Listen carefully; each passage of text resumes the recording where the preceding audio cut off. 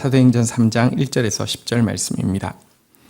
1절 제9시 기도 시간에 베드로와 요한이 성전으로 올라갈 새 2절 나면서 못 걷게 된 이를 사람들이 메고 오니 이는 성전에 들어가는 사람들에게 구걸하기 위하여 날마다 미문이라 하는 성전에 두는 자라.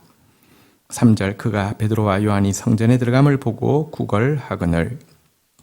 자, 오늘 본문은 이 성령께서 강림하신 이후에 사도들을 통하여서 나타난 첫 번째 표적과 기사를 다루고 있는 내용입니다. 이 표적과 기사가 언제 일어났는지 배경부터 먼저 1절부터 3절까지가 소개해 주고 있습니다. 베드로와 요한이 이 표적의 도구가 되었는데요. 이들이 함께 기도하기 위해서 성전에 올라갈 때 이 일이 일어났습니다. 여러분, 여기 베드로와 요한이 함께 기도하기 위해서 두 사람이서 성전에 올라갔다는 것, 이것이 중요합니다. 여러분, 사실 베드로와 요한은 제일 큰 라이벌이었죠. 베드로는 예수님께서 네가 나를 사랑하느냐, 내 양을 먹이라 이렇게 3번 이야기하시고 나서는 그가 어떠한 죽음으로 하나님께 영광 돌리게 될지를 말씀하실 때 곧바로 뭐라고 물은 줄 아십니까? 저는 어떻게 되겠습니까? 라고 이야기하면서 요한을 지목하면서 나는 이런데 쟤는 어떻게 되냐고 하면서 이렇게 신경 쓰고 있는 모습을 보게 됩니다. 요한 역시 사실은 가장 나이 어리지만 사랑받고 있는 제자였기에 예수님의 수제자인 베드로와 항상 라이벌 의식을 느끼고 있었음을 우리는 성경에서 간접적으로 계속 보게 되는데요.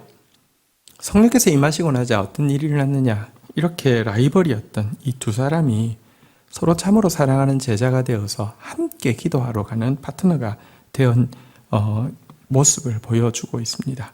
성령이 임하시면 둘이 하나가 되어지는 바로 이와 같은 참된 교통이 가능해진다는 것을 보여주고 있는데요. 그들이 만나게 된 이 성전 앞에서 만나게 된 사람은 나면서부터 안전뱅이가 된 사람이죠. 그리고 그들이 구걸하기 위해서 이제 이 두 사람을 바라보게 되었는데요. 여러분, 사실 성령 받기 전에 이 제자들은 비슷한 경우를 보고 있습니다. 소경이고 거린이었던 약자를 바라보면서 제자들이 뭐라고 예수님께 물었었습니까? 이 사람이 소경으로 태어난 것은 자기 죄 때문입니까? 부모 죄 때문입니까? 하고 묻던 그들에게 약자는요, 하나의 호기심의 대상, 그러니까 종교적 호기심의 대상, 누구 죄 때문에 저렇게 됐어? 이거였지 전혀 그들에 대해서 긍휼의 마음도 또 그들의 구원을 사모하는 그런 목자의 마음도 없었었는데요. 이번에는 달라졌습니다. 그를 사실은 이제 인격적으로 구원하는 과정에 사용되어지게 되는데요. 사랑의 눈으로 볼 수 있고 긍휼의 눈으로 하나님 앞에 그들을 품고 나아가다가 구원의 기적을 일으키게 되어지는데요.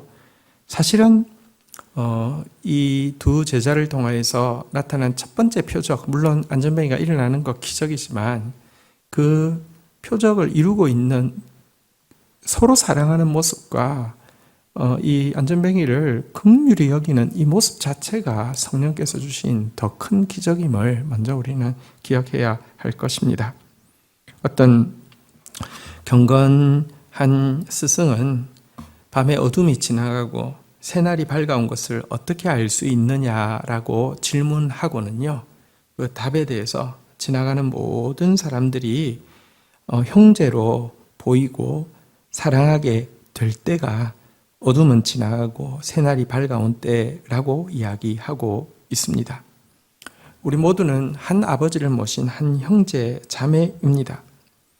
예수님께서 우리 안에 새롭게 창조하신 마음은 형제의 아픔과 고통을 나의 것처럼 공감할 수 있는 마음입니다. 그리고 이런 모습으로 우리가 변화되어질 때에 이 세상에는 새날이 밝아올 것이고 이 세상의 어둠에 속한 사람들은 새날이 온 것을 알게 될 것입니다.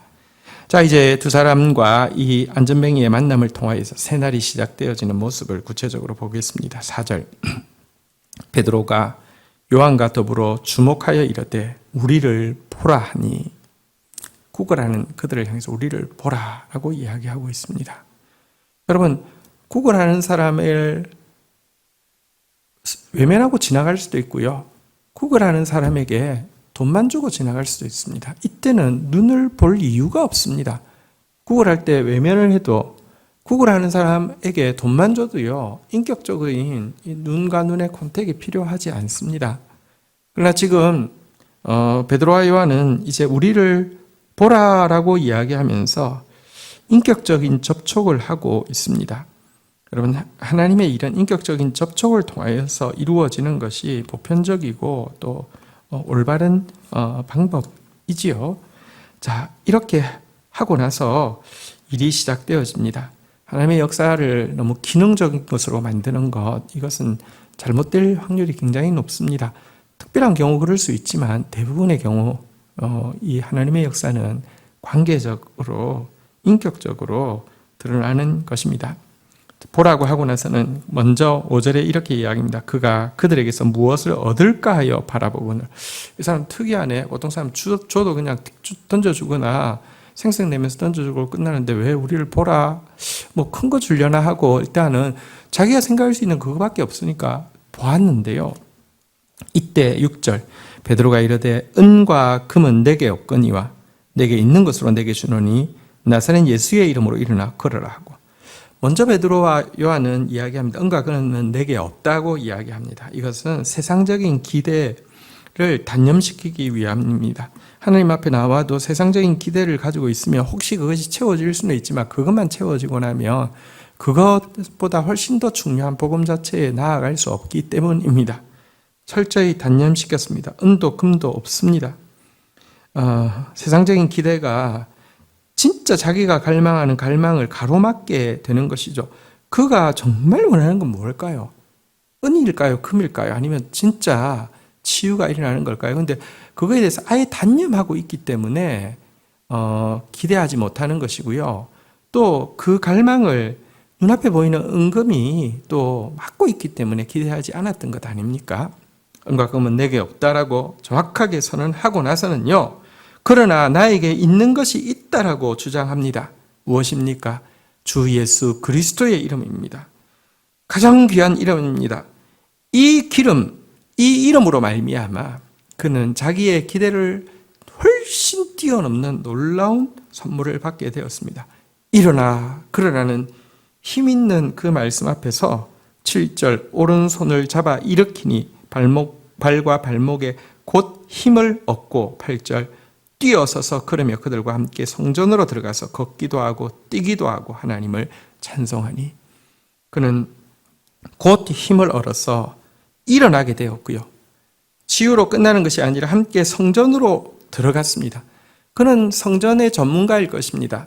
성전 문 앞까지는 언제나 거기가 구걸하는 장소에 있으니까 가 있었기 때문입니다. 그러나 성전 안으로는 들어간 적이 없는데요, 치유로 말미암아 치유받고 나서 기뻐서 집으로 뛰어가거나 사람들에게 달려야 하거나 이게 아니라요, 성전으로 들어갔습니다. 그리고 하나님을 찬송했습니다. 그에게 일어난 이 치유가 단지 육신적인 치유뿐만 아니라 영적인 치유가 되었음도 보여주고 있습니다. 자, 그리고 나자 9절, 모든 백성이 그 걷는 것과 하나님을 찬송함을 보고 10절, 그가 본래 성전 미문에 앉아 구걸하던 사람인 줄 알고 그에게 일어난 일로 말미암아 심히 놀랍게 여기며 놀라니라. 수많은 사람들이 이 큰 기적 앞에서 깜짝 놀라게 되었습니다. 왜냐고 하면 사실 여러분, 유대인들은 메시아 표적이라고 해서 메시아이심을 증명하는 중요한 표적이 몇 가지 있다라고 가르쳤습니다. 그 중에 대표적인 게 뭐냐고 하면 안전뱅이가 일어나는 것입니다. 눈먼 자가 눈을 뜨는 것입니다. 여러분, 이런 표적들 6개, 7개 정도를 제시하고 있는 것 중에 가장 대표적인 것 중에 하나가 안전뱅이가 날 때부터 안전병이 된 자가 일어나는 것인데요. 보십시오.